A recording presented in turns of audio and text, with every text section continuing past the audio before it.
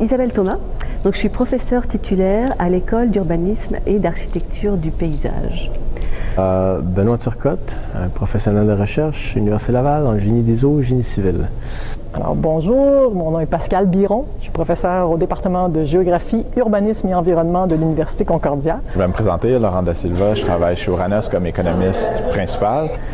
Ce que je vois de la pertinence, on veut, de Résalience, c'est possiblement d'avoir, de générer, d'avoir une masse critique d'acteurs dans le domaine de l'eau qui partagent l'information, qui apprennent ensemble, qui prennent des leçons collectives. S'il y a un événement qui s'est passé dans un bassin versant, tout le monde en profite.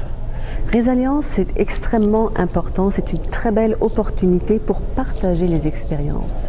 Vous avez commencé à 8, vous êtes en train de vous accroître et c'est vraiment très important parce que finalement les inondations peuvent faire peur, mais en partageant les expériences, on devient beaucoup plus résilient. Ma participation dans Résalience, c'est vraiment pour mobiliser les acteurs du milieu, mettre à profit notre science pour faire en sorte que les collectivités puissent mieux s'adapter au changement climatique, en particulier sur la question des problématiques d'inondation.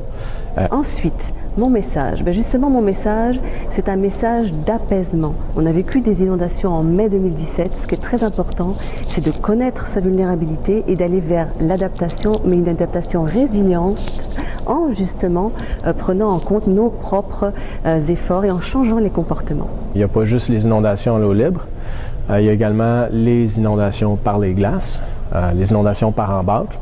Maintenant, la débâcle, on a des outils pour prévoir le moment de la débâcle. On a des outils pour prévoir où est-ce que des embâcles peuvent se développer.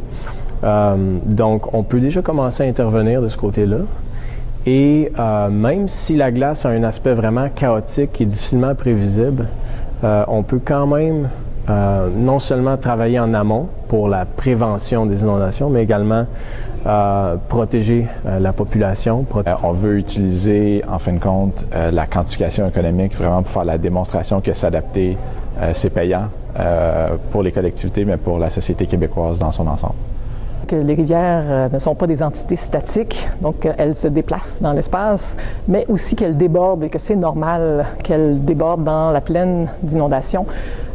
Et donc cet espace-là, on peut le cartographier, c'est ce qu'on a fait depuis quelques années avec ce qu'on appelle l'espace de liberté autour des cours d'eau, qui inclut d'ailleurs les milieux humides, et on essaie d'incorporer finalement cette cartographie-là, éventuellement dans la législation, d'empêcher le développement dans un espace de liberté minimal.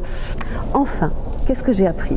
J'ai appris que des équipes jeunes, passionnés, engagés, peuvent justement organiser des événements si importants avec un tiers des municipalités, un tiers de MRC, des personnes du ministère de la Sécurité publique, des chercheurs et tous ensemble, c'est comme ça qu'on va justement pouvoir créer au Québec une collectivité beaucoup plus résiliente.